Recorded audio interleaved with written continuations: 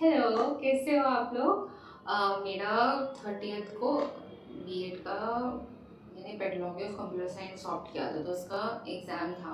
तो मैंने यूट्यूब पे सर्च किया था, तो उस टाइम मुझे पेपर्स नहीं मिले थे। और लाइक रिसेंट के 1-2 साल के, लाइक 2024 और 2023 के, 2021-22 का था। तो मैंने सोचा मैं एग्ज़ाम देने के बाद अपना पेपर आपके साथ शेयर करती हूँ। मेरा रोल नंबर भी लिखा हुआ है।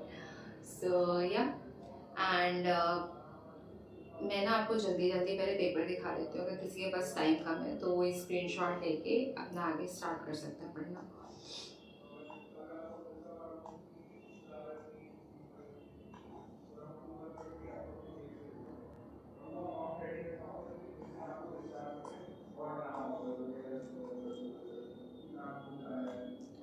आइए चलिए देखते हैं कि इसकी तैयारी कैसे की जा सकती है। और मतलब ज़्यादातर लोग एंड के 1-2 दिन में ही तैयारी करते हैं, तो कैसे कर सकते हैं, क्योंकि वैसे भी कंप्यूटर साइंस में साइंस वाले बच्चे तो हम लोग को इतना लंबा लंबा लिखने की आदत नहीं है। सो जो आंसर की होती है ना, उसके अंदर 28 पेजेस होते हैं, ठीक है।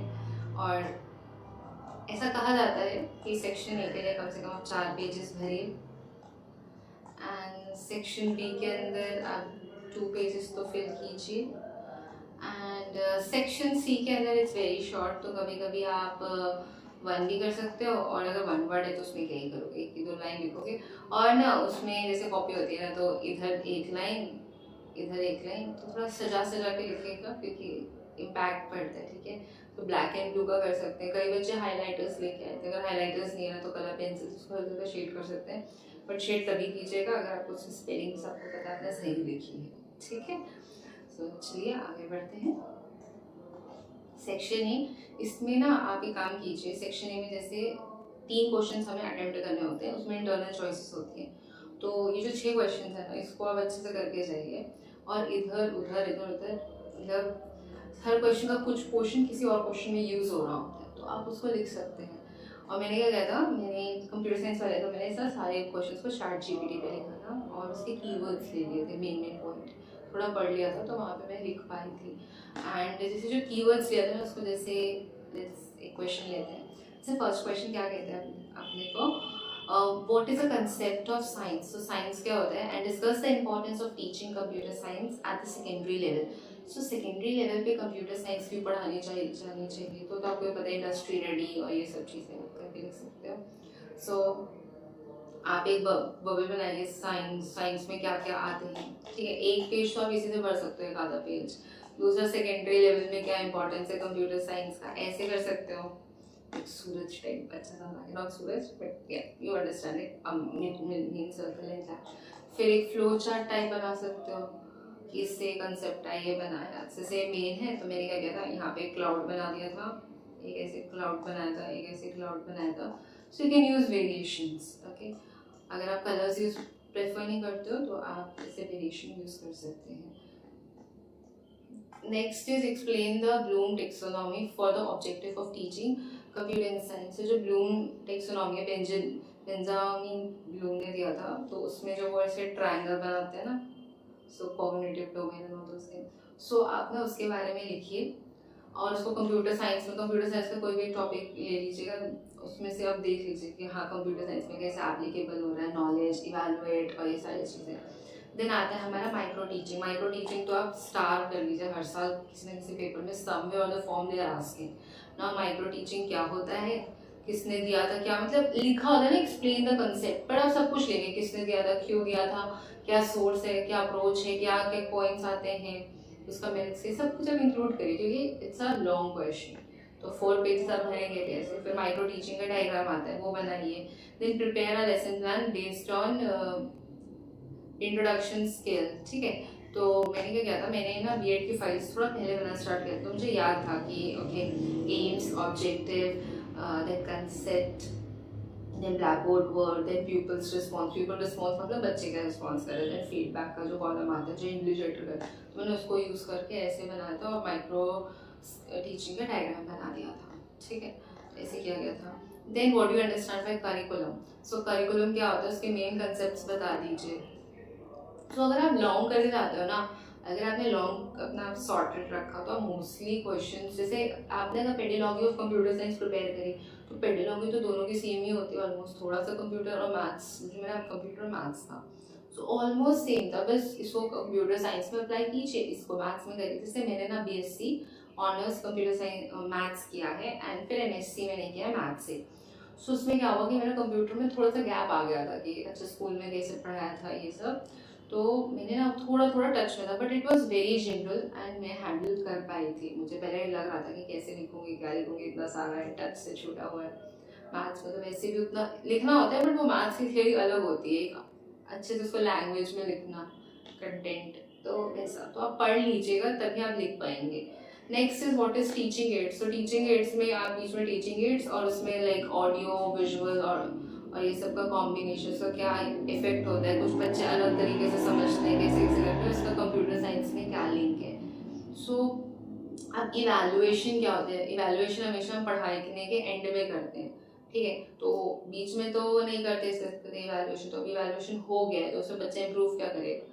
सो कंटिन्यूस कॉम्प्रिहेंसिव इवैल्यूएशन वहाँ पे हैंडी होता है कि बच्चे को ना थ्रू थ्रू 10 पे इवैल्यूएट करते तो बच्चे को ना अपनी लैग पता होती है, या पता होता है कि अच्छा लैग इन द सेंस कि मैं कहाँ पे मिस आउट कर रहा हूँ, तो इसको आप बना के अपने आप लिख सकते हो, ठीक है, थोड़े बहुत डेली लाइफ सिनेरियोस इधर उधर करके कर सकते हो।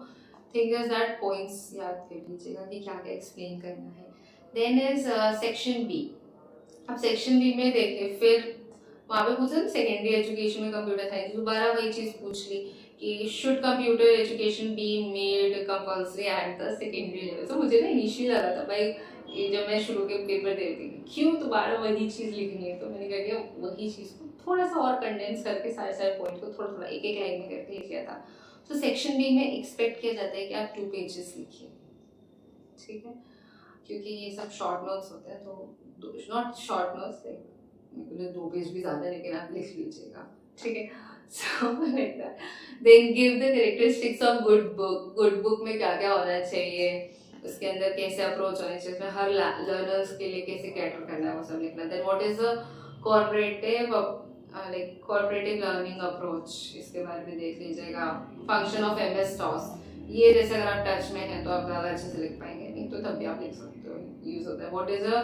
what do you understand by CAI computer assistant instruction? Then write a short note on personalized instruction method. So ये कहाँ यूज़ होता है, किस तरह की सिचुएशंस में यूज़ होता है, कैसे डिवाइस होते हैं, सब लिखिए।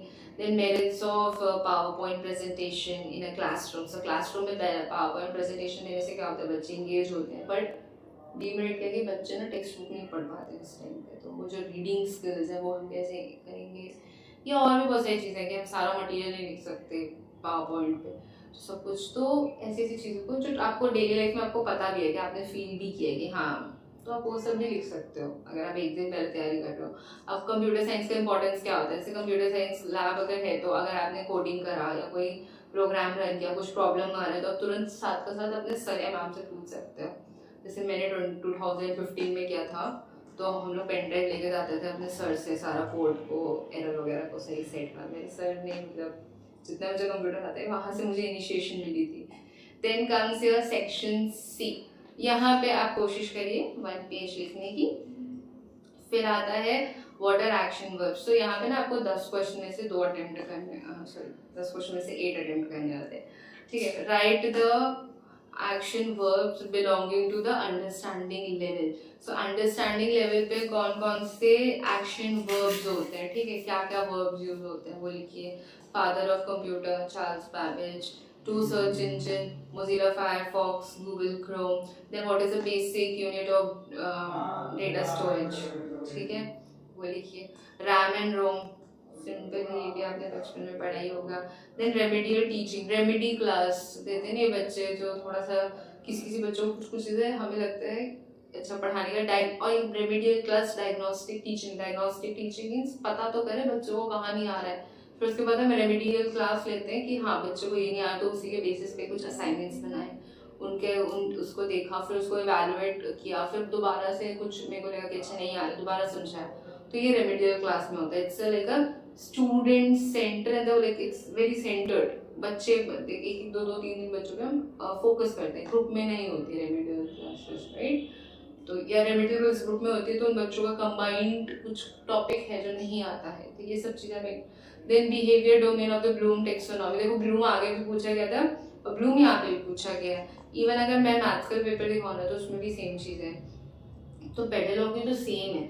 अब द व्हाट इज वेबिनार, आजकल इतने वेबिनार होते हैं, join this free webinar, join this, join that for upskilling, right, तो वो वेबिनार क्या होते हैं। Then what is the stimulus variation skill, ये क्या होती है। डिफाइन अ कंप्यूटर, ये मैंने देखा तो मुझे हंसी आ रही थी बट ठीक है।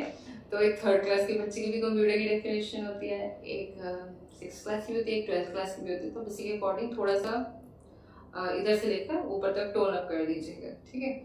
सो या ये था पेपर, और मैं आशा करती हूँ कि आपकी कुछ हेल्प हो पाई हो, और अगर हो पाई हो तो नीचे कमेंट सेक्शन में ज़रूर कमेंट ड्रॉप कीजिएगा। सो तब तक के लिए बाय बाय, शुक्रिया।